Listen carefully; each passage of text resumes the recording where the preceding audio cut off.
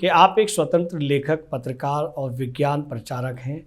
इन भूमिकाओं ने आपके काम को एक दूसरे से कैसे प्रभावित किया?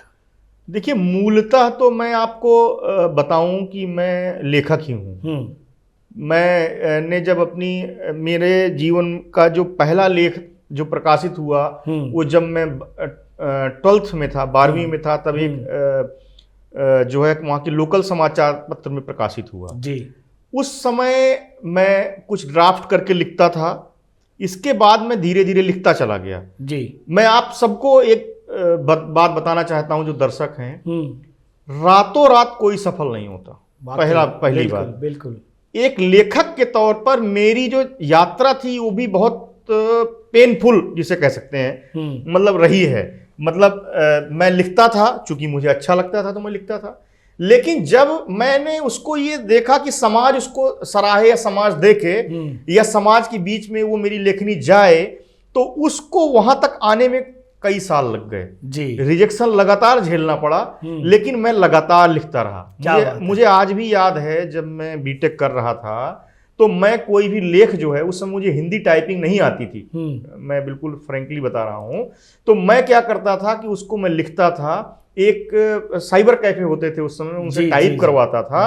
उसको मैं कई बार उसको कुरियर करता था या फैक्स करता था, जो भी जरूरत होती थी। ये सब काम करने में मेरे 100 रुपए 150 रुपए खर्च हो जाते थे एक आर्टिकल में। अब आप अंदाजा लगाइए कि जो एक छात्र हो जी, जो पढ़ाई कर रहा हो, ग्रेजुएशन कर रहा हो, और वो लेख लिखता हो, मान लीजिए महीने में 4 लिखता हो, और वो 500 700 हजार खर्च कर दे और उसको मिले कुछ नहीं और छपे भी कुछ नहीं, मतलब प्रकाशित भी ना हो, तो मेरी स्थिति ऐसी हो गई थी कि मुझे अजीब सा महसूस होने लग गया।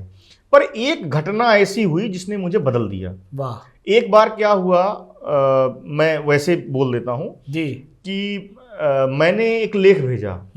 मैं लेख तो कई बार भेज चुका था। उस बड़ा देश का सबसे बड़ा मतलब समूह है समाचार पत्रों का जी, चूंकि नाम बताना सही नहीं होगा क्योंकि उससे जुड़ी कुछ और बातें हैं। जी, तो उसमें क्या हुआ कि मैंने लेख भेजा जी। अब वो लेख इसके पहले भी मैंने भेजे, वो प्रकाशित नहीं हो रहे थे। इस बार मैंने हिम्मत करके वहां पे फोन कर लिया, तो रिसेप्शन पे एक लड़की ने फोन उठाया। उसने कहा कि किससे बात करनी है? मैंने कहा संपादक जी से बात कराइए। उसने कहा काम क्या है? मैंने कहा मैं बहुत लेख भेजता हूं और कोई प्रकाशित नहीं होता। तो उसने कहा कि नहीं, आप बात नहीं कर सकते और संपादकीय प्रभारी से बात करनी होगी। मैंने कहा एक बार करा दीजिए। मैंने बड़ी बड़ी मिन्नतें करी उनसे। उन्होंने मेरी बात मान के वहां के संपादकीय प्रभारी को फोन ट्रांसफर कर दिया। उन्होंने फोन उठाया। मैं इधर से बोला, मैंने कहा सर मैंने आपको कई लेख भेजे पर मेरा कोई भी लेख आज तक प्रकाशित नहीं हुआ जी। उन्होंने मुझसे पूछा कि क्या करते हो? मैंने कहा कि सर मैं बीटेक 3rd ईयर का छात्र हूं। तो बोले उम्र तुम्हारी 20-21 साल होगी? मैंने कहा हाँ। तो उन्होंने मुझसे कहा कि क्या तुमको पता है संपादकीय पेज क्या होता है? मैंने कहा जी मुझे पता है, संपादकीय पेज सबसे प्रमुख पृष्ठ होता है पूरे देश में, ये समाचार पत्र की जान होता है। और मैंने कहा कि पूरे देश में ये पेज नहीं बदलता, चाहे और कोई भी पेज बदल जाए। तो उन्होंने फिर से एक सवाल किया कि क्या तुमको पता है इस पेज में कुलदीप नैयर, भरत झुनझुनवाला जैसे बड़े लोग लिखते हैं जो बहुत ज्यादा अनुभवी हों? मैंने कहा जी ये भी मुझे पता है। तो बोले तुम्हारी तो उम्र ही क्या है? तो मैंने एक प्रतिप्रश्न उनसे करा। मैंने कहा क्या ये लोग जन्म लेते ही बुढ़े हो गए थे क्या कभी तो जवान रहे होंगे?